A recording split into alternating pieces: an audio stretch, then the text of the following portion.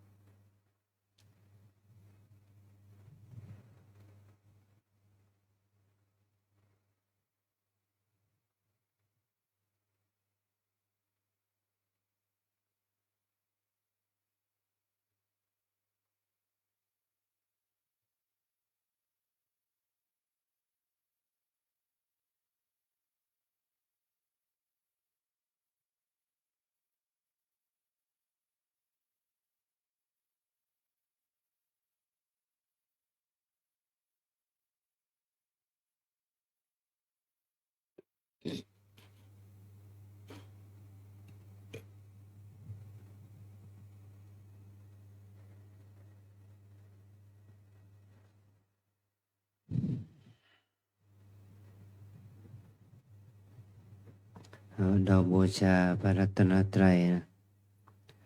อิมินาสการเรนะอิมินาสการเรนะ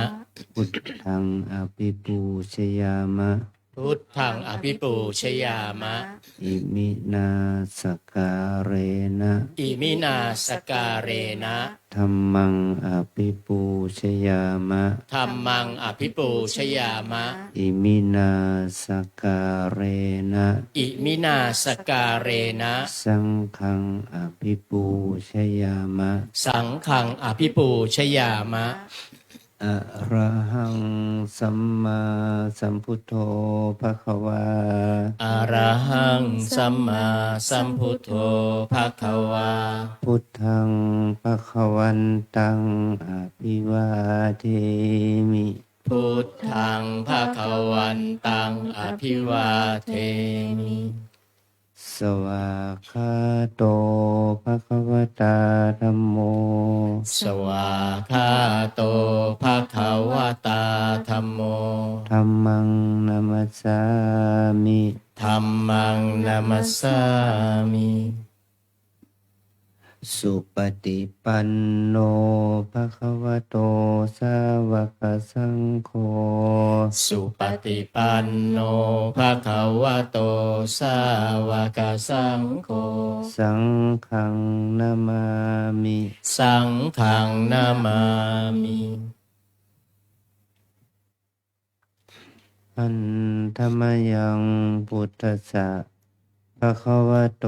ปุพพภาคะนะมะการังกะโรมาเสนะโมตัสสะภะคะวะโตอะระหะโตสัมมาสัมพุทธัสสะนะโมตัสสะภะคะวะโตอะระหะโตสัมมาสัมพุทธัสสะนะโมตัสสะภะคะวะโตอะระหะโตสัมมาสัมพุทธัสสะอัญชลีวันทาอภิวาทอัญชลีวันทาอภิวาทอัญชลีวันทาอภิวาทอัญชลีวันทาอัญชลี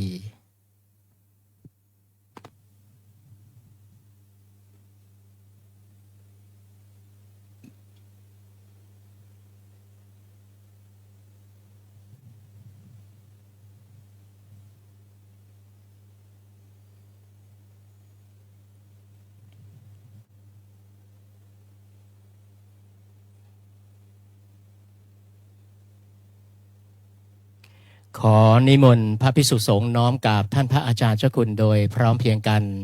สามเณรแม่ชีโยคีขอให้น้อมกราบทีหลังอัญชรีวันทาอภิวาทอัญชรีวันทาอภิวาทอัญชรีวันทาอภิวาท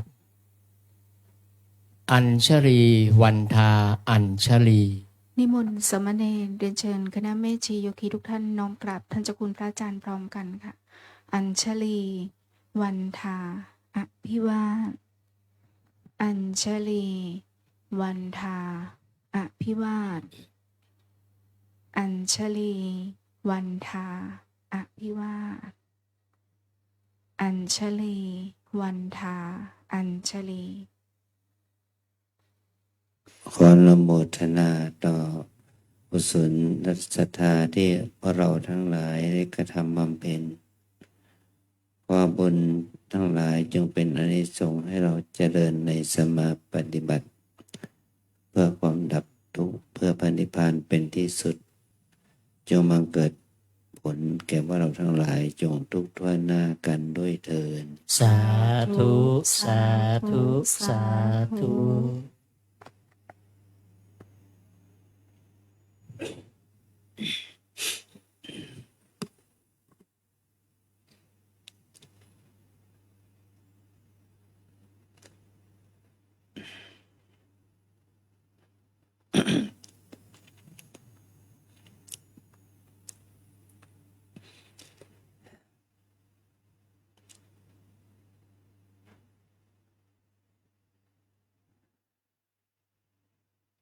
เราได้มาร่วมกิจกรรมพร้อมกันในค่ำคืนนี้เมื่อเรานึกถึงว่าเป็นวันเพ็ญคือ15 ค่ำ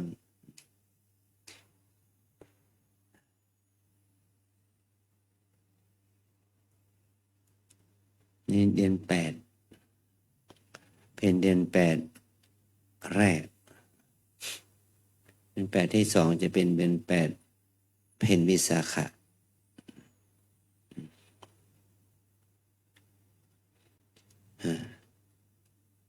เรานึกถึงว่าทุกอย่างมันที่เรามองเห็นสภาพสิ่งแวดล้อมใกล้ตัวเรานะรอบตัวเราเนี่ยมันมีแต่ความเปลี่ยนแปลงนะวันนี้ก็เป็นวันเวลาก็ผ่านไปตั้งแต่วันที่1 มกราจนถึงวันนี้ก็ครบ4 เดือนแล้วก็ชีวิตของเราก็ผ่านไปส่วนหนึ่งของปีนะใน4 เดือนใน1/3ของปีเนี่ยเรามีอะไรที่เป็นไปเพื่อความดีงามแก่ตัวเราบ้างเราได้ทำความดีกับตนแก่คนอื่นบ้างไหม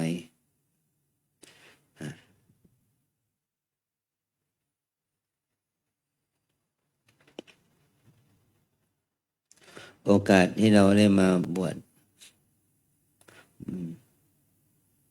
มาปฏิบัติก็เพื่อฝึกฝนอบรมตัวเอง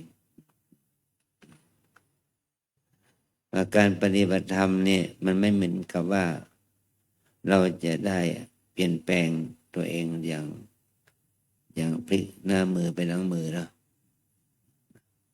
ว่าธรรมะที่พระองค์ทรงสอน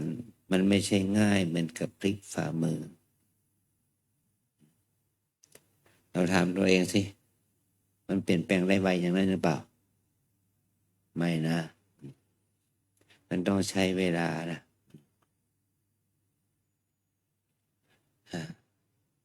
มันใช้เวลากับการเปลี่ยนแปลงการได้ฝึกฝนอบรมตัวเอง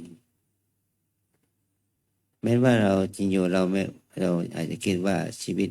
ไม่แน่นอนแต่ชีวิตของเราก็ไม่ใช่ว่ามันจะเปลี่ยนแปลงไปดัง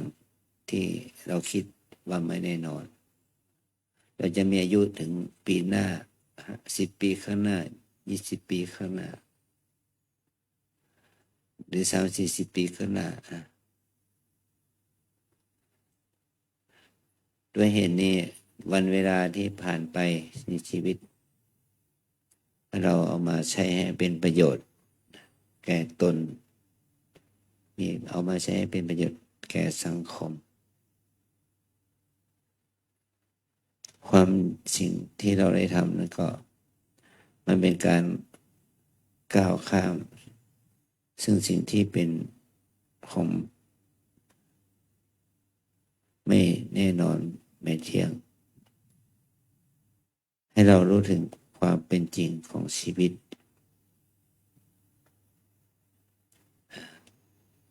เนี่ยดวงจันทร์วันนี้คืนนี้เป็นดวงจันทร์เต็มดวงพรุ่งนี้มันก็ไม่เต็มดวงแล้วมันแหว่งแล้วนะแรม1 ค่ำก็แหว่งไปแล้วเมื่อวานก็ยังไม่เต็มดวงเพราะขึ้น14 ค่ำมันเป็นฟูลมูนเต็มดวงก็ได้วันเดียวคืนเดียวสภาพของเงาของโลกก็ไปบดบังหรือว่าเคลื่อนตัวออก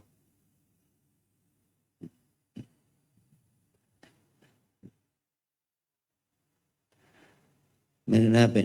เพราะนี่ช่วงฤดูเดือนแรมเข้าสู่เดือนแรมก็คือว่าช่วงที่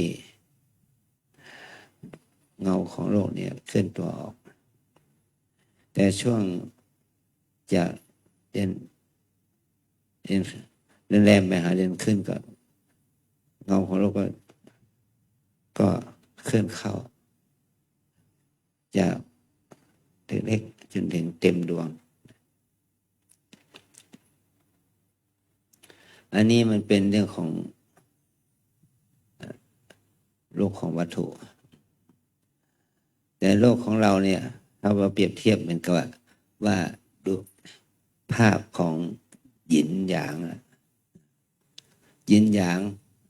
มีดำกับขาวถ้าดำกับขาวเสมอกันมันก็ครึ่งต่อครึ่งนะแต่เมื่อใดที่ดำแบ่งไปขาวต้องเพิ่มขึ้นในขณะเดียวกันถ้าขาวแบ่งไปดำก็เพิ่มขึ้นเราจะอยู่กับความขาวความดำอย่างไรให้ความขาวเกิดขึ้นว่าธรรมะที่เป็นกุศลเกิดขึ้นธรรมะที่เป็นอกุศลก็ลดลงธรรมะที่เป็นบาปเกิดขึ้นธรรมะที่เกิดเป็นบุญก็ลดลงเราจะอยู่ในสถานะภาวะไหนให้จิตใจให้เรานั้นดีขึ้นหรือให้โลกยกย่องสรรเสริญคนที่ชั่วที่สุดก็เป็นที่รู้จักของคนทั้งโลกเลยค่ะได้นะเราคิดถึงเรื่องของบุคคลที่เราเรียกว่าเป็นนักฆ่าทำให้เกิดคนตายทั้งโลกหลายร้อยล้านคนก็เหมือนกับฮิตเลอร์นะก็คนจะรู้กันทั้งโลกคนที่มีจิตเมตตากรุณาถ้าเปรียบเทียบเหมือนกับพระพุทธเจ้านะก็มีคนรู้ทั้งโลกอันนี้ก็เหมือนกันความดีก็มีคนยกย่องสรรเสริญมากครับคนดีเขาก็ยกย่องสรรเสริญคนดีคนไม่ดีก็ยกย่องสรรเสริญคนไม่ดีเหมือนกันนะมันเหมือนกับสงครามเนี่ยสงครามฆ่าฟันกันปาดประหารกันบ้านเบือนพินาศย่อยยับคนที่เขาเป็นฝ่ายที่ชนะเขาก็ยกย่องสรรเสริญว่าเป็นคนดีเป็นวีรบุรุษแต่คนที่พ่ายแพ้เสียชีวิตหรือเสียทรัพย์สินก็เป็นผู้แพ้ก็เขาพูดว่า เขาเป็นคนโหดร้ายอำมหิตเป็นคนชั่ว อันนี้เกิดจากว่าเป็นฉันเป็นฝ่ายใครเขาเป็นฝ่ายใครนะ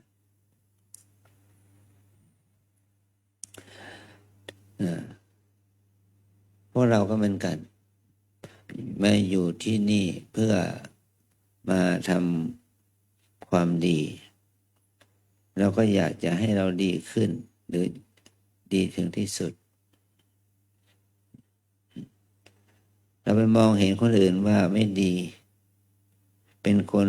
หมกมุ่นอยู่กับกิเลสกับกามก็พูดได้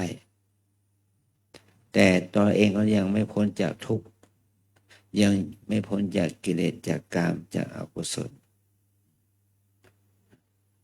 เป็นเหตุให้ตนเองจะต้องเศร้าหมองถ้าเรารู้ตัวแล้วมันก็ดีนะกลับตัวกลับใจกันใหม่เอาตัวเราเองเนี่ยมาฝึกฝนอบรมตัวเองใหม่ไม่ว่าจะเป็นใครไม่ว่าจะเป็นชาวไทยชาวพุทธหรือว่าจะเป็นคนนับถือศาสนาอื่นใดเมื่อมาที่นี่เราจะต้องมีทัศนคติที่เป็นบวกกับการฝึกจิตของตัวเราเองเมื่อเราได้ฝึกจิตที่ให้เป็นบุญกับตัวเองแล้วมันก็จะทำให้เราได้รับความสุขความเจริญทางธรรมมีเยอะอย่างนะเยอะอย่างนะครับคนมาปฏิบัติเนี่ยเมื่อเขามาปฏิบัติเขาก็รู้สึกว่าพอแล้วก็เลยออกไปข้างนอกไม่นานเขาก็กลับมาอีกบอกทำไมถึงกลับมาเราถามเขาก็บอกว่าข้างนอกวุ่นวายข้างในสบายอย่างเนี้ยเราก็เลยเตือนเขาว่าความวุ่นวายคือความสบายมันอยู่ที่จิตใจเราถ้าเรามีจิตดีมีสติสมาธิดีมีความเพียรดีอยู่ข้างนอกข้างในมันก็อยู่ได้แต่ถ้าเราขาดสติขาดสมาธิขาดความเพียรที่ดีไม่ว่าอยู่ข้างนอกข้างในมันก็ก่อให้เกิดโทษก่อให้เกิดทุกข์กับตนนะอันนี้คือสิ่งที่เราจะต้องใฝ่ใส่ใจใฝ่ดูใฝ่รู้ทุกสิ่งทุกอย่างที่เกิดขึ้นกับตัวเรานะ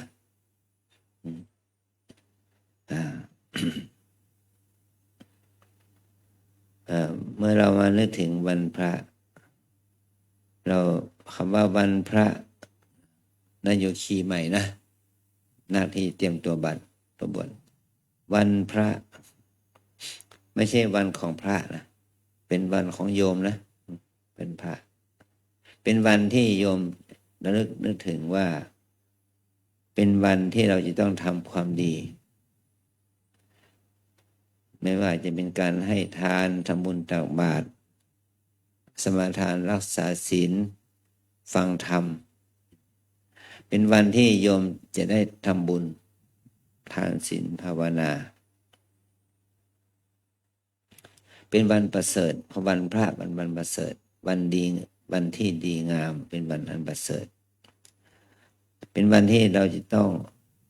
ทำความดีในส่วนของทานศีลภาวนาจึงเรียกว่าวันพระ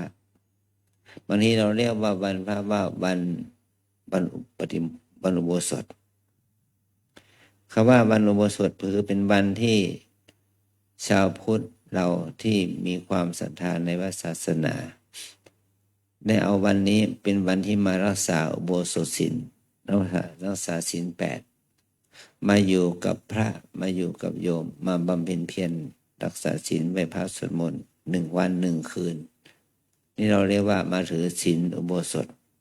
มาถืออุโบสถศีลนะเนี่ยเราเรียกว่าวันอุโบสถบางทีเราก็เรียกว่าวันศีล เป็นวันที่ชาวพุทธจะไม่ฆ่าสัตว์ไม่ลักทรัพย์ไม่พูดผิดในกามไม่พูดมุสาไม่เสพสุรายาเมาถือศีล5ได้ มาวัดมาถือศีลเนี่ยนะเป็นวันเขาเรียกว่าภาษาบ้านเขาเรียกว่าวันศีลเป็นวันที่เป็นวันปกติศีลแปลว่าปกติเป็นวันที่คนเราทุกคนชาวพุทธเราทุกคนถือศีลให้เขาให้มีความรู้เป็นปกติอยู่กับโลกอยู่กับสังคมยังไม่เบียดเบียนกันอย่างนี้อาจารย์ขอเล่านิทานให้ฟังหน่อยนะเวลาพออยู่เนาะเรียกว่าอุโบสถอุบาสกคืนศีลนะไปคืนศีลมีโยมคนหนึ่งเมื่อแต่มีครอบครัวแล้วก็เอาบ่วงเอาไปดักสัตว์ที่ป่าปรากฏว่าไปไม่เจอสัตว์เลยวันก่อนนี่ดักได้เอามากินเอามาขายได้แต่วันนี้บ่วงไหนก็ไม่ติดไม่มีสัตว์มาติดเลยก็ตามหาไปดูจุดที่เอาบ่วงไปดักนั่นแหละจนทำไปเจอพระองค์หนึ่งไปเจอพระก็เข้าไปหาพระนึกว่าพระคงจะเป็นผู้ปล่อยสัตว์ออกจากบ่วงนะพระก็อธิบายเรื่องของศีลให้ฟังว่าศีลดียังไงศีลข้อ 1ข้อ 2ข้อ 3ข้อ 4 5พระก็ได้บรรพรรณนาอานิสงส์ของศีลให้ฟังจึงเป็นเหตุให้โยมผู้ชายเนี่ยศรัทธารับศีลทั้ง5มาบ้านเมื่อมารับศีลมาบ้านแล้วก็ดีใจหน้ายิ้มแย้มแจ่มใสนะมีความแจ่มใสมีความดีใจแล้วภรรยาก็นั่งอยู่มาในบ้านแล้วก็ทำไมสามีของเราวันนี้แปลกฮะหน้ายิ้มแย้มแจ่มใสไม่ได้สักตัวมือมีมือเปล่ามายังยิ้มแย้มแจ่มใสก็เพราะว่าได้อะไรได้ศีลมาศีลดีอย่างไร1 2 3 4ภรรยาโมโหโกรธว่าทำให้ศีลนี่นะมันจะทำให้เราไม่มีกินนะไม่มีเนื้อกินไม่มีเนื้อขายอย่างนี้นะก็เลยบอกให้สามีไปคืนศีลเรียกอุโบสถคืนศีลนะอุโบสถคืนศีลเมื่อเป็นอย่างนั้นพระไปหาพระว่าภรรยาจะบอกว่าให้คืนศีลมันเป็นข้อปฏิบัติที่จะไม่สามารถทำให้เรามีชีวิตอยู่ได้พระก็เราบอกว่าศีลนี้เป็นของพระพุทธเจ้าศีลเป็นของพระพุทธเจ้านะท่านจะคืนก็จะไปคืนให้กับพระพุทธเจ้าเราคืนไม่ได้เมื่ออุบาสกคนนั้นรู้อย่างนั้นก็บอกว่าพระพุทธเจ้าอยู่ที่ไหนล่ะอยู่เมืองสาวัตถีเขาจึงเดินทางออกไปที่เมืองสาวัตถีไปเจอเมืองหนึ่งเจ้าเมืองมีลูกสาวลูกสาวและพ่อนี่เป็นคนหวงลูกสาวนะก็ไม่ยอมให้ลูกสาวออกไปพบปะใครลูกสาวยังอยู่ในวัยสาวกิเลสมันมีเยอะเนาะตัณหาราคะมีเยอะแต่ไม่ถือว่าไม่ได้รับการระบายเพราะกิเลสตัณหาราคะจึงเกิดทำให้เป็นเหตุให้ไฟไหม้บ้านไฟไหม้คุ้มของ คฤหาสน์ของเจ้าเมืองนะเป็นเหตุให้ไฟไหม้เพราะว่าแล้วก็เมื่อเป็นเหตุนี้ หนุ่มคนนั้นก็เลยไปถึงเมืองนั้นก็เลยถามว่า จะไปไหนเจ้าเมืองถามว่าจะไปไหนจะไปคืนศีลอย่างเนี้ยแล้วก็เจ้าเมืองก็บอกว่าไป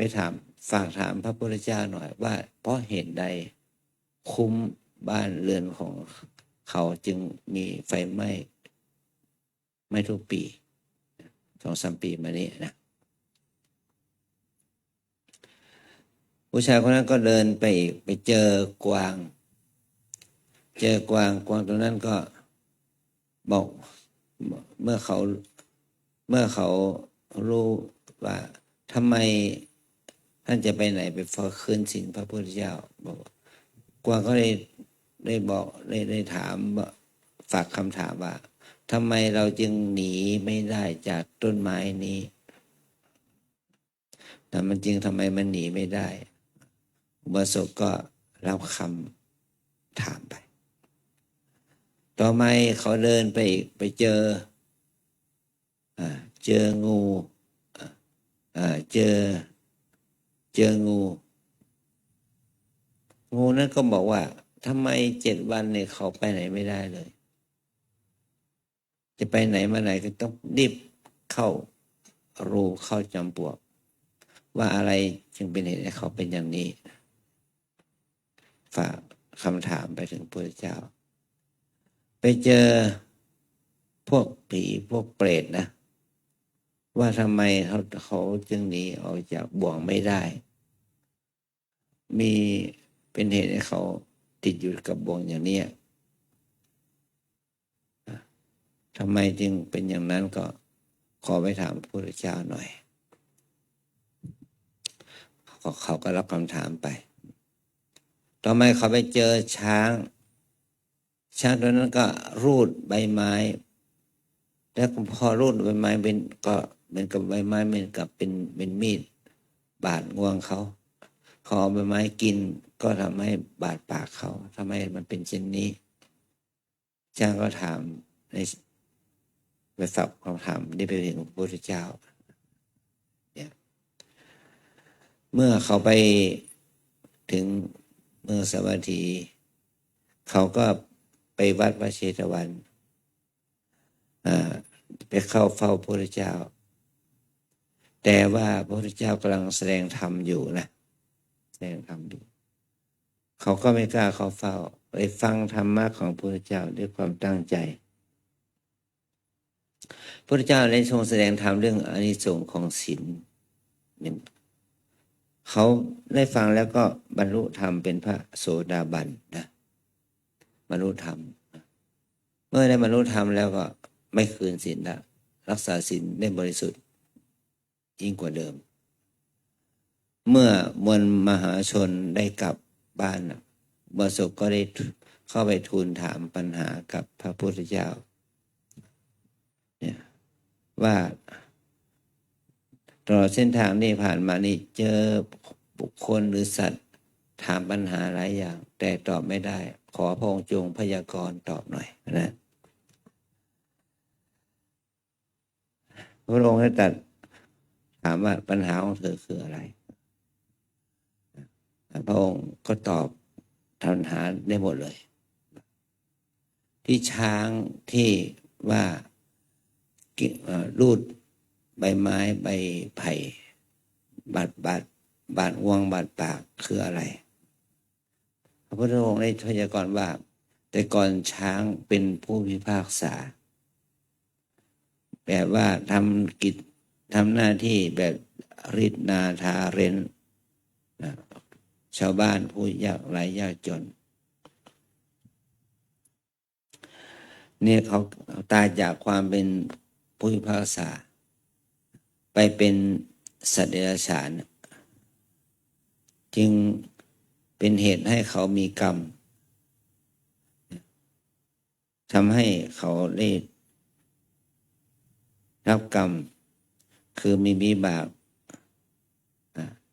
รูดใบไม้ก็เหมือนกับใบไม้บาดเอา กินใบไม้ก็บาดปากเอาอย่างนี้นะอันนี้เป็นกรรมของเขาเขาก็เลยไปบอกจากนั้นให้ช้างนะช้างไปดูแล้วก็ โอ้มันเป็นบาปจริงของเราจริงหนอช้างเลยขอเป็นผู้เป็นขอเป็นบริบาลของโยมบาศกนั้นให้บาศกนั้นขึ้นขี่หลังกลับบ้านนะแล้วบาศกก็ไปบอกเปรตงูทำไมงูมันจึงออกจากจอมปลวกไม่ได้โดยพระเจ้าตรัสว่าใต้จอมปลวกนั้นมีสมบัติเพราะสมัยก่อนนี่เปรตงูตัวนี้เป็นเศรษฐีแต่ฝังสมบัติไว้ใต้จอมปลวกเนี่ยจึงออกจากจอมปลวกไม่ได้ถ้าออกไปก็แป๊บเดียวก็ต้องกลับมาเฝ้าทรัพย์บอกเป็นจากนั้นก็เปรตเขาเลยบอกว่าให้งั้นท่านก็ขุดเอาทรัพย์นี้ไปได้เลยนะนายอุบาสกนั่นก็ขุดเอาทรัพย์เอาทองคำเอาเพชรพลอยให้เอาไปใส่เต็มหลังช้างไปเลยพอไปถึงที่ว่าไปถึงพวกที่ว่าเป็นพวกเปรตที่ถูกมัดไว้7 วันถูกปล่อยออก1 วันก็เหมือนกับว่าคนเหล่านั้นเนี่ยสมัยก่อนเนี่ยผูกไก่ผูกสุกรผูกสัตว์ไว้7 วันเพราะวันที่7หรือวันที่8ก็เป็นวันพระก็ปล่อยให้มันเป็นอิสระ1 วันพอเป็ดรู้ว่าตนเองมีกรรมก็เลยเป็นบริวารของบาศกนั้นขอเป็นบริวารแล้วเขาก็เดินทางมาถึงกวางถึงทำไมถึงติดอยู่ในต้นไม้ต้นนี้พระเจ้าได้พยากรณ์ว่าต้นไม้ต้นนั้นมันมีน้ำผึ้งมีรังผึ้งกวางมันติดอยู่ในรสหวานติดอยู่ในรสหวานของน้ำผึ้งที่ตกลงมาจากพื้นน่ะจึงมีความชอบที่จะดิ้มรสน้ำหวานนั้นจึงหนีไปไหนไม่ได้พอกวางรู้อย่างนี้ก็รู้เหตุว่าตัวเองติดอยู่ในรถนะพอไปถึงเมืองที่เจ้าเมืองมีลูกสาวนั่นแหละว่าทำไมถึงไฟไหม้พระเจ้าได้พยากรณ์ว่าไฟมันเกิดจากไฟราคะพระราชาเจ้าเมืองนั้นก็เลยมอบลูกสาวให้เป็นภรรยาของบาศกนั้นเนี่ยเขาได้เห็นอานิสงส์ของศีลแล้วก็ได้รับทรัพย์ได้รับสมบัติอะไรต่างมาก็เลยรักษาศีลให้ดีขึ้นจนถึงกับได้ทรัพย์สมบัติได้บริวารนะแต่ได้คู่ชีวิตใหม่เพราะความเป็นผู้มีศีลเลยจะไม่ต้องไปกลับไปอยู่กับหญิงคนพยาคนนั้นเพราะว่าได้ลาภยศเสริญสุขทรัพย์สมบัติมาจากการถือศีลนะว่าเนี่ยอุบาสกที่ถือศีลเนี่ยไม่ต้องคืนศีลแล้วยังได้เป็นพระอริยะอย่างนี้นะอย่างนี้นะนี่คือความดีงามที่เราทั้งหลายแต่มาบวชก็พยายามรักษาศีลเผื่อว่าวันเวลาของชีวิตที่ผ่านไปถ้าเรามานึกถึงว่าเราจะรักษาศีลข้อ 1ได้ไหมข้อ 2รักษาศีลข้อที่2ได้ไหมรักษาศีลข้อที่3ได้ไหมรักษาศีลข้อที่4ข้อที่5ได้ไหมถ้าเรารักษาได้มันก็จะทำให้เราเป็นคนที่มีความดีงามเกิดขึ้นอย่างพระเดชพระคุณหลวงพ่อพระพรหมเสนาบดีนะจะอดีตเจ้าคณะภาค7เดี๋ยวนี้เป็นที่ปรึกษาเจ้าคณะภาค7กรรมการมหาเถรสมาคมนะท่านได้เปรียบเทียบว่าในโครงการหมู่บ้านรักษาศีล5นะในคณะสงฆ์ทั้งหลายก็สรรเสริญยกย่องว่าจะทำให้ชาวพุทธเรานี่รักษาศีล5ได้อย่างไรเอาเรื่องของศีล5มาเปรียบเทียบเหมือนกับว่าเรารักษาศีล5เท่ากับเราได้ทำประกัน5 อย่าง 1ประกันชีวิต คือรักษาศีลข้อหนึ่งเนี่ยทำให้เรามีชีวิตยืนยาวทำให้เราไม่มีโรคภัยไข้เจ็บสองประกันทรัพย์สินคนที่รักษาศีลข้อสองก็ทำให้ทรัพย์สินมีเงินมีทองไม่ถูกปล้นถูกจี้นะสามประกันครอบครัวประกันครอบครัวหมายถึงว่าเรารักษาศีลข้อที่สามแล้วทำให้ครอบครัวมั่นคงนะสี่ประกันสังคมรักษาศีลข้อที่สี่ไม่พูดมุสาไม่พูดส่อเสียดไม่พูดคำหยาบไม่พูดคำเพ้อเจ้อนี่แหละจะทำให้สังคมร่มเย็นเป็นสุขข้อที่ห้าประกันสุขภาพเรารักษาศีลข้อห้าก็ทำให้เราไม่สิ่งเสพติดสุรายาเมาจะทำให้เรามีสุขภาพที่ดีนะไม่เป็นโรคตับแข็งไม่เป็นโรคมะเร็งเป็นอะไรอย่างนี้นะก่อให้เกิดสุขภาพที่ดีถ้าเราสูบบุหรี่กินเหล้าเสพสิ่งเสพติดยาเสพติดประเภทไหนก็ตามแต่นะมันก็ทำให้เราเสียสุขภาพนะเนี่ยถ้าเรารักษาศีลห้าข้อได้ก็เราได้หลักประกันห้าอย่างประกันชีวิตประกันทรัพย์สินประกันครอบครัวประกันสังคมและประกันสุขภาพนะห้าอย่างจำได้ไหมโยคีศีลห้าข้อหนึ่งทำไมประกันอะไรข้อหนึ่งประกันชีวิตสองประกันอะไรประกันทรัพย์สินสามประกันอะไรประกันครอบครัวสี่ประกันอะไรประกันสังคมห้าประกันอะไรประกันชีวิตประกันสุขภาพนะห้าประกันสุขภาพนะนี่ก็ว่าโอ้บางคนเนี่ยแบบว่าไม่ดื่มเหล้าไม่รักกันจริงถ้าเราบอกว่าเราจะถ้าดื่มเหล้าเมายากันเกินไปมันก็ทำให้เสียนะเสียสังคมเสียสุขภาพพอกินข้าวเนี่ยกลายเป็นคนที่มีปัญหากับทำให้สุขภาพไม่ดีนะนี่คือความที่เรามาถือวันศีลเนี่ยเพื่อเรามารับศีลก็จะทำให้เราได้ไม่ต้องใช้หรือว่าใช้ผลประโยชน์จากการประกันนะที่เราได้ทำการรักษาศีลการรักษาศีลมันก็ว่าเป็นการปฏิบัติตามกฎทองของชีวิตนะเรามีชีวิตแต่เราไม่มีกฎของชีวิตมันก็ทำให้ชีวิตเราล้มเหลวเนาะเรามีกฎทองของชีวิตห้าอย่างเนี่ยไม่ฆ่าฟันกันไม่ลักขโมยกันไม่เล่นชู้สู่ชายหญิงสามีภรรยาคนอื่นไม่พูดมุสาส่อเสียดคำหยาบเพ้อเจ้อไม่เสพสิ่งสืบติดสุรายาเมาเสียอันนี้จึงจะเป็นเหตุให้ครอบครัวเป็นสุขครอบครัวที่ดีจะเกิดขึ้นกับบุคคลนั้นนะสามีภรรยาก็รักชอบพอกันด้วยความรู้สึกที่ดีต่อกันอย่างนี้นะอันนี้คือเป็นวันที่เราจะรักษาศีลเป็นกรณีพิเศษเป็นวันพระนะแต่การรักษาศีลนี่ไม่ใช่เฉพาะวันพระมันรักษาศีลได้ทุกวันนะเราต้องรักษาศีลได้ทุกวันจะเป็นการดี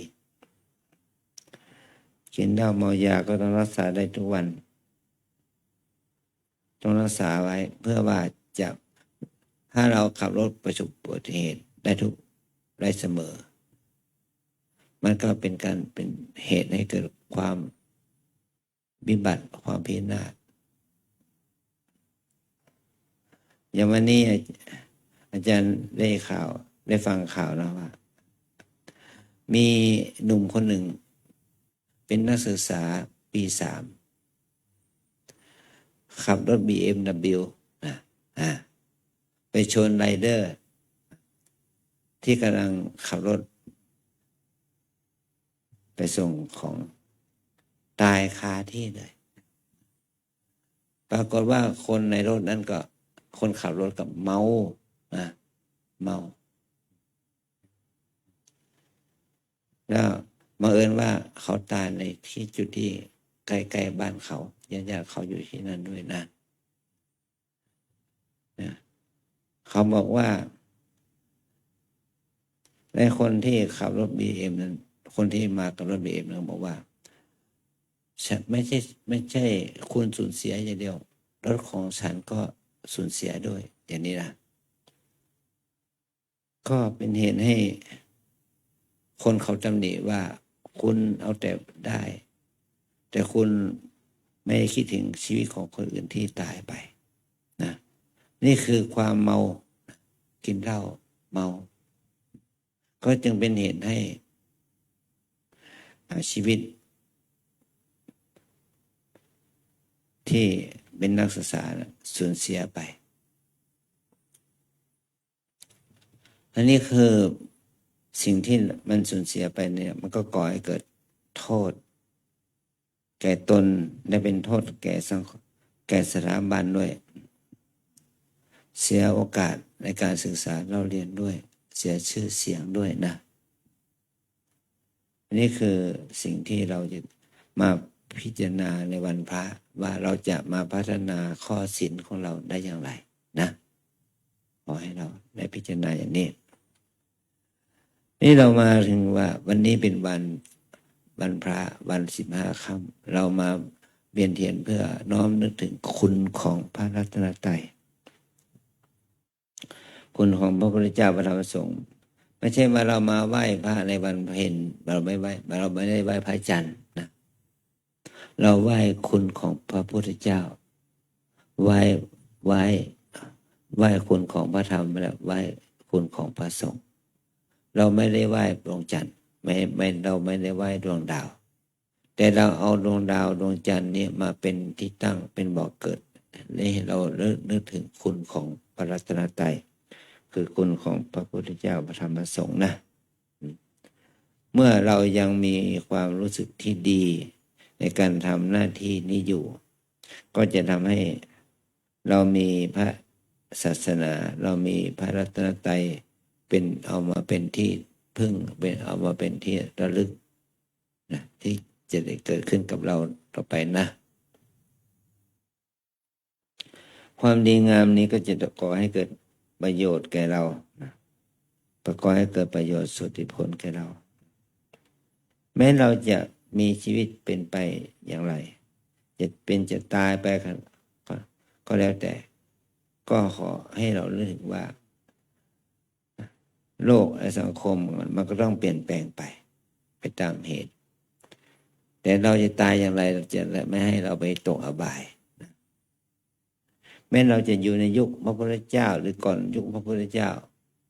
ยุคปัจจุบันยุคอดีตยุคปัจจุบันก็ในยุคไหนก็ตามแต่เราจะต้องทำกิจที่จะต้องควรทำคือเว้นจากความชั่วทั้งปวงทำแต่ความดีแล้วทำจิตใจให้บริสุทธิ์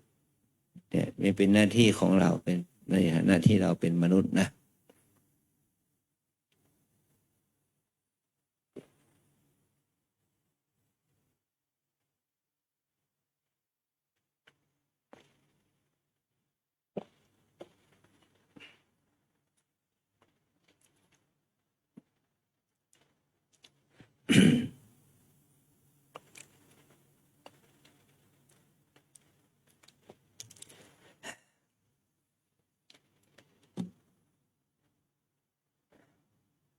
แล้วเมื่อเรามาเบียนเทียนเราก็ต้องนึกถึงว่าสิ่งที่เราจะ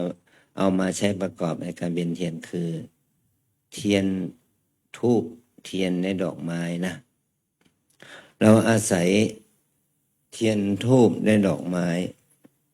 มาใช้เป็นเครื่องบูชาเราเอาเทียนธูปดอกไม้บูชาพระรัตนตรัยบูชาพระพุทธคุณของพระพุทธเจ้า บูชาธรรมคุณของพระธรรม และบูชาคุณพระสงฆ์สังฆคุณบูชาคุณของพระสงฆ์พระพุทธเจ้ามีคุณโดยย่อ3 ประการเอาแบบย่อๆนะพระพุทธองค์นั้นมีคุณอันประเสริฐ3 อย่างคือพระบริสุทธิ์ที่คุณพระทัยของพระองค์บริสุทธิ์จากกิเลสอาสวะทั้งหลายพระปัญญาที่คุณพระพุทธเจ้ามีคุณอันประเสริฐคือมีพระปัญญาเป็นสัพพยุตญาณนะมีปัญญารู้แจ้งรู้รอบพระมหากรุณาธิคุณพระองค์มีพระคุณยิ่งมีพระมหากรุณาต่อสัตว์โลกพระคุณ3 ประการนี้เราใช้ธูป3 ดอกบูชาเหมือนกับว่าธูป3 ดอกนี้มีกลิ่นที่กระจายไปทั่วทิศเราอาศัยธูปนี่บูชาคุณพระพุทธเจ้าพระธรรมคุณของพระธรรมเนี่ยพระธรรมนี่ก็ใช้เทียนบูชาพระธรรมเพราะเทียนเมื่อเราจุดแล้วเนี่ยถ้าไม่มีแสงสว่างวันไหนไฟดับเราจะดูนะเรามีเทียนเราจุดมันก็สว่างนะแต่ถ้าเรามีไฟฟ้าอย่างนี้เทียนก็เป็นธรรมดาเนาะเป็นเครื่องวัดแต่ถ้าเราไม่มีไฟแล้วจึงรู้นะ2 วันก่อนเนี่ย3 วันก่อนเนี่ยไฟดับเพราะลมพายุมาไฟดับมันก็ต้องอาศัยมีเทียนเป็นเครื่องส่องสว่างเทียนกับบูชาพระธรรมก็พระธรรมนั้นถ้าเกิดขึ้นในใจเราก็ทำให้จิตใจเราสว่างจิตใจเราไม่มืดพระธรรมเนี่ยมันก็ทำให้จิตใจเราสว่างสบายขึ้นไม่มืดบอดนะดอกไม้บูชาคุณพระสงฆ์หมายถึงว่าพระสงฆ์นั้นเป็นบุคคลที่มาจากหลายวรรณะหลายชนชั้นหลายเงื่อนไขหลายเผ่าพันธุ์เมื่อเข้ามาสู่พระศาสนาก็ทำให้พระสงฆ์เหล่านั้นงดงามเหมือนกับดอกไม้ที่มาจากหลายพันธุ์หลายชนิดนะอย่างนี้เป็นต้นนะเราบูชาคุณพระสงฆ์ด้วยดอกไม้บูชาคุณพระพุทธเจ้าด้วยธูปบูชาคุณของพระธรรมด้วยเทียนนะด้วยย่อนะด้วยย่อๆนะนี่จะเป็นเหตุให้เราได้ความศรัทธาต่อการทำกิจกรรมนะให้เรานึกถึงพระปัญญาที่คุณว่าเรามาบวชเรามาปฏิบัติเนี่ยให้เรานึกถึงพระปัญญาของพระพุทธเจ้าขอให้ปัญญาความรู้รอบความรู้ทั่วจงมาเกิดขึ้นในจิตสันดานของเรานะให้มีปัญญาให้มีจิตบริสุทธิ์สะอาดให้เกิดขึ้นกับใจเราให้มีความเมตตากรุณาบังเกิดขึ้นกับใจเราเนี่ยนี่ขึ้นของพุทธเราก็ได้ที่ว่าได้เข้าถึงพระพุทธเจ้านะพระธรรมเนี่ยเกิดขึ้นก็จะครับเมื่อปัญญาพระธรรมเนี่ยเป็นความใสสว่างพระธรรมคือคุณธรรมความดีนะศรัทธาวิริยะสติสมาธิปัญญาอย่างเนี้ยนะความดีเหล่านี้ศีลสมาธิปัญญาเหล่านี้เมื่อมันเกิดขึ้นกับเราแล้วจะทำให้จิตใจเราสว่างสบายไม่เศร้าหมองนะเมื่อเรามาปฏิบัติเนี่ยจิตใจเราขุ่นหมองเศร้ามัวก็ทำให้เราเห็นว่าเราจำเป็นต้องมีพระธรรมเมื่อพระธรรมมีแล้วก็จะทำให้จิตใจเราผ่องใสไม่เศร้าหมองนะนึกถึงสิ่งใดก็ขอให้นึกถึงในทางที่ดีนะนี่คือพระธรรมที่เกิดขึ้นนี่อันนี้เราว่าฝึกเนี่ยเราฝึกจากที่เราไม่มีสติมันมีสติขึ้นจากที่เราไม่มีสมาธิมันก็มีสมาธิขึ้นจากที่เราไม่มีความเพียรก็มีความเพียรมันก็เกิดขึ้นนี่แหละนะอันที่ต่อไปก็คือพระสงฆ์นึกถึงคุณของพระสงฆ์พระสงฆ์ท่านมีศีลมีสมาธิมีปัญญาเนี่ยศีลสมาธิปัญญาเนี่ยเป็นทางแห่งความดับทุกข์ของพระสงฆ์นะพระสงฆ์นี่อาศัยศีลสมาธิปัญญาที่พระองค์ทรงสอนจึงได้มารู้ถึงมรรคถึงผลได้เมื่อเราบูชาคุณของครูบาอาจารย์คุณของหลวงพ่อหลวงปู่เราให้นึกถึงคุณศีลของท่าน ให้นึกถึงคุณสมาธิและปัญญาของท่าน ว่าให้ศีลสมาธิปัญญาที่ท่านมีอยู่ ให้มาถึงใจเราด้วย ให้มาปกป้องคุ้มครองรักษาให้เราได้มาประพฤติปฏิบัติ ตามธรรมที่ครูบาอาจารย์มีอยู่ด้วยอย่างนี้ก็จะทำให้ข้อศีลข้อธรรมมันเกิดขึ้นแก่เรานะ ทุกก้าวย่างที่เราเดินอยู่ก็ขอให้เราก้าวย่างอย่างมีสติสัมปชัญญะนะมันจะทำให้จิตใจเราสงบขึ้นเบาขึ้นดีขึ้นนะอันนี้จึงขออนุโมทนากับพระภิกษุเราสามเณรเราแล้วก็นาคที่จะมาบวชด้วยแล้วก็โยคีวาสกมาสิกาชายหญิงทุกคนนะ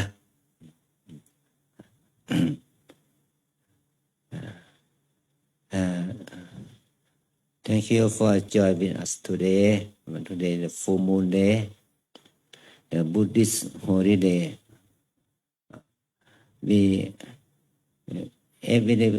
everyone come here for respect to and worship to Tipper James. We learn for improve wholesome mind by doing, by practicing, by training your insight, by focus, by aware your precept,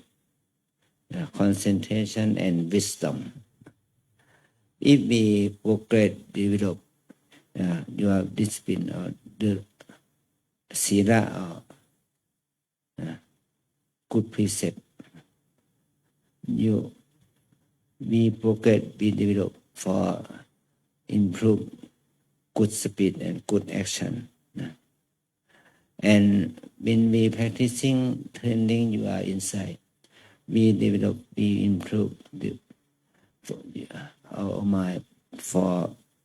right, for bright, for in pocket, for purify insight by practicing tranquility and wisdom. Learn for pocket step by step. In full moon day, when you special day for doing good, by ceremony, doing, practicing, training it, step by step. The Thai culture or Buddhist culture, we have a ceremony for Parakina ceremony by worship to the Tipper James. Not from now, from Buddha time too. We do for respect for the Tipper James by doing good, by training, by focus, by aware, by practicing, step for practicing, walking meditation and sitting meditation. We meditate for develop insight, for purify, for the good action and good speed by training it. Practicing not for someone, practicing for ourselves, for our mind, by training it. Now we have time for ceremony in the night time, for for walking around stupa 3 rounds by worship to Tipper James, Buddha in enlightenment one, Dhamma or doctrine of Buddha teaching, and Sangha of follower of Buddha by respect for Tipper James by 3 incense and candle and flower, respect for them, for Tipper James by doing. Thank you for joining us tonight. Thank you. ให้พรลงนะยับสัพพิติโยวิวัชชันตุสัพพะโรโควินาศตุมาเตภวัตวันตราย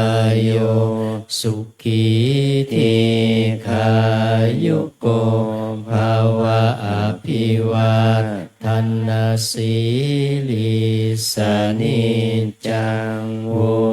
ธาปจายโนจัตตารโอธรรมวัฏันติอายุวันโนสุขังภารังเอานี้ไปตั้งบนจุดที่อาจารย์วางเทียนเอาไปเป็นอย่าไปจุด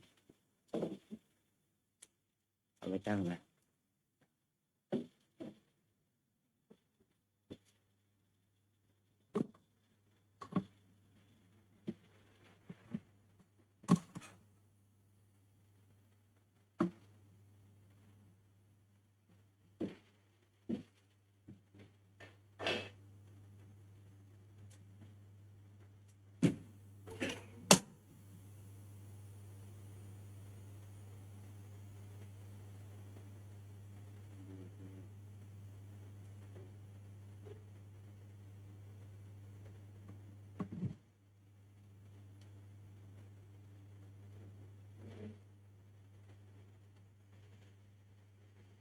ขอเชิญทุกท่านนั่งคุกเข่าพนมมือ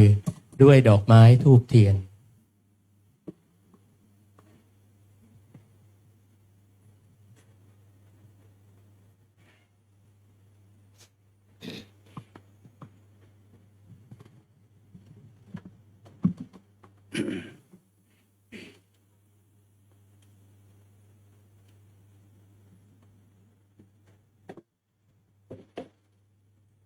เอาไม้นี่มานี่ไม้ตรงนู้นข้าง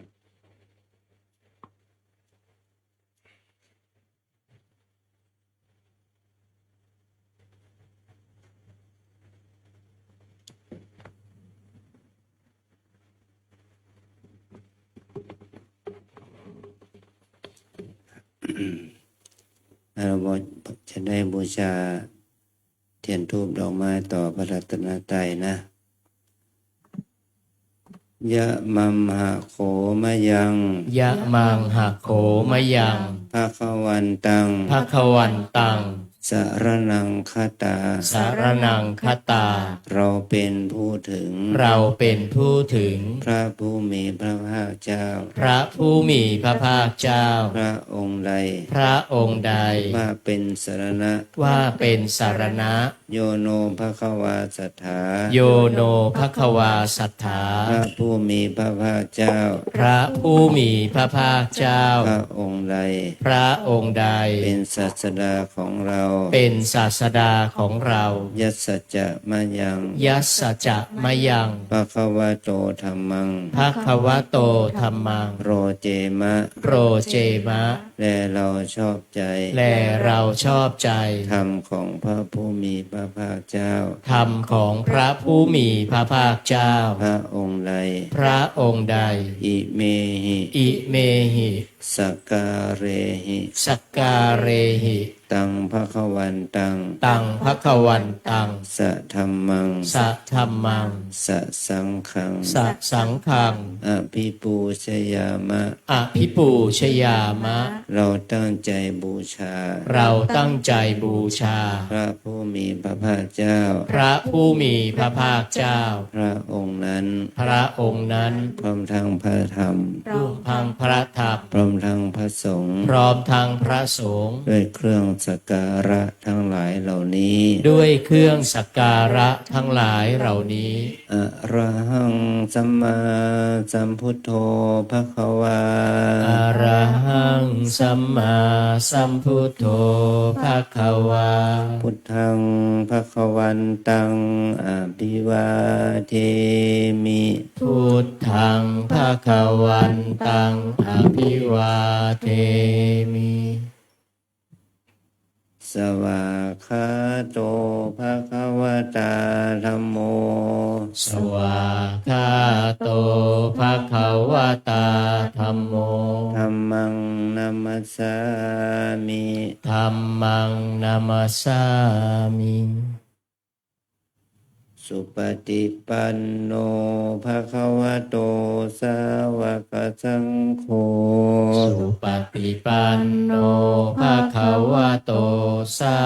วกสังโฆ สังฆังนามามิ สังฆังนามามิ หันธมยังพุทธัสสะภะคะวะโตปุพพะภาคะนะมะการังกะโรมาเซ นะโมตัสสะภะ ภะ คะ คะ วะ วะ โต โต อะ อะ ระ ระ หะ หะ โต โต สั สั ม ม มา มา สั สั ม ม พุ พุ ท ท ธั ธั ส ส สะ สะ นะ นะโม ตั ตั ส ส สะ สะ ภะ ภะ คะ คะ วะ วะ โต โต อะ อะ ระ ระ หะ หะ โต โต สั สั ม ม มา มา สั สั ม ม พุ พุ ท ท ธัสสะ นะ นะ โม ตั ตั ส ส สะ สะ ภะ ภะ คะ คะ วะ วะ โต โต อะระหะ โต สัมมาสัมพุทธัสสะขันธมยังพุทธานุสตินะยังกะโรมาเซ อิติปิโสภะ ภะ คะ คะ วะ วะ อะ อะ ระ ระ หั หั ง ง สั สั ม ม มา มา สั สั ม ม พุ พุ ท ท โธ โธ วิ วิ ชา ชา จา จาร ณ ณ สั สั ม ม ปั ปั น น โน โน สุ สุ ข ข โต โต โร โร ก ก วิ วิ ทู ทู อ อ นุ นุ ต ต ต ต โร โรปุริสธรรมมาสา นา รา ทิ ธิ สัทธาเท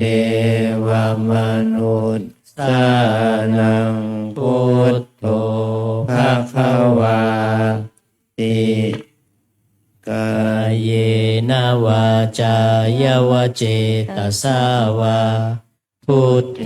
กุกัมมังปะกตังมยายังพุทโธปฏิคันหาตุอัจจยันตังการันตะเรสังวริตุงวะพุทเท หันธมยังธรรมานุสตินะยังกะโรมาเซ สวากขาโตภะคะวะตาธัมโมสันทิฏฐิโกอากาลิโก เอหิปัสสิโก โอปานายิโก ปัจจัตตังเวทิตาโพวินโยหิติกา เยนะวาจายาวเจตสาวาธัมเมกุกัมมังปะกตังมยายังธัมโมปฏิคันหาตุอัจจยันตังการันตะเรสังวริตุงวะธัมเม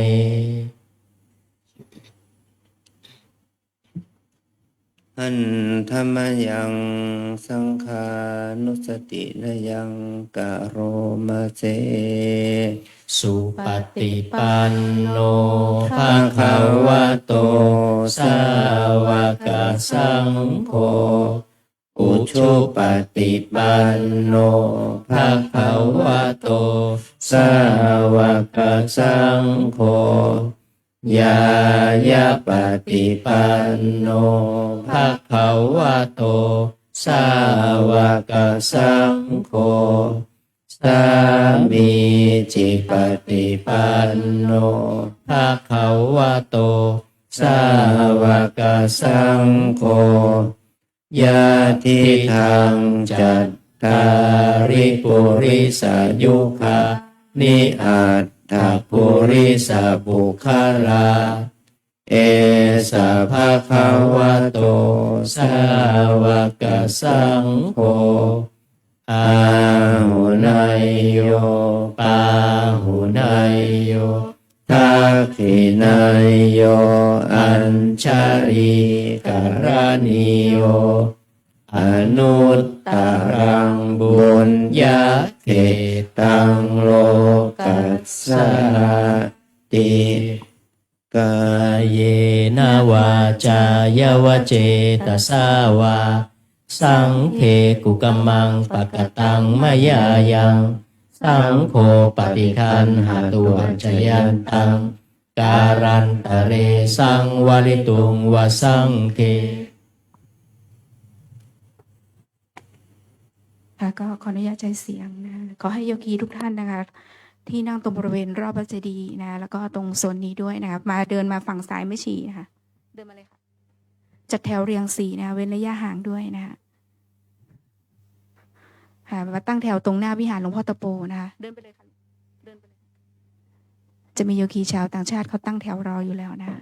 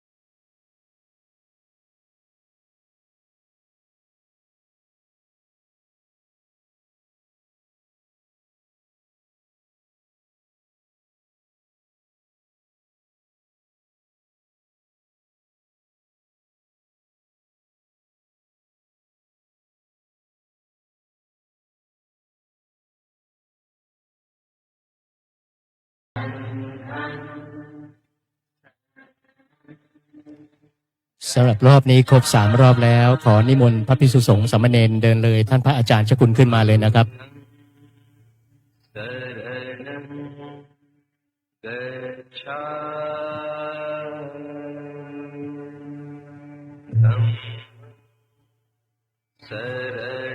โยคีทุกท่านเดินขึ้นมาก่อน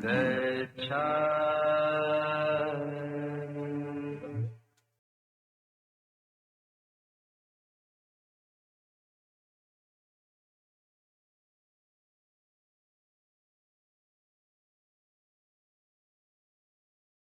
เดี๋ยวเราร่วมอธิษฐานจุดเทียนกับพระเจ้าคุณพระอาจารย์นะเดินเลยมาเลยถึงแล้วทุกท่านนั่งลงมาเลย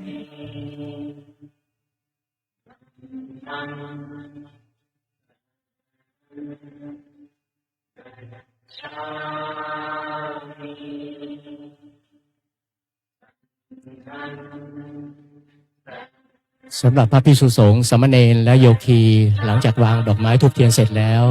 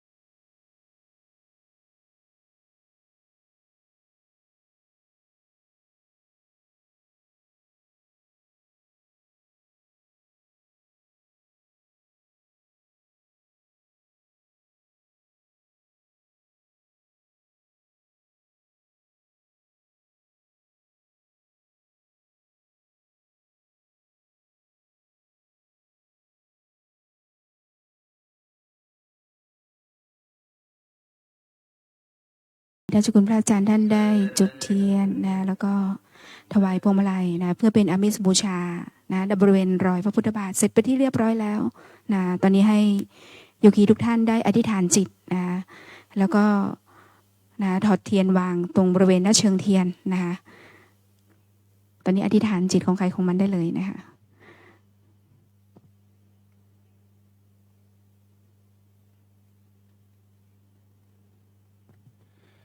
Ladies and gentlemen, after placing the candles and the flowers around the stupa, please go back to your seat. You start with mindful prostration and sitting meditation. 先生，你是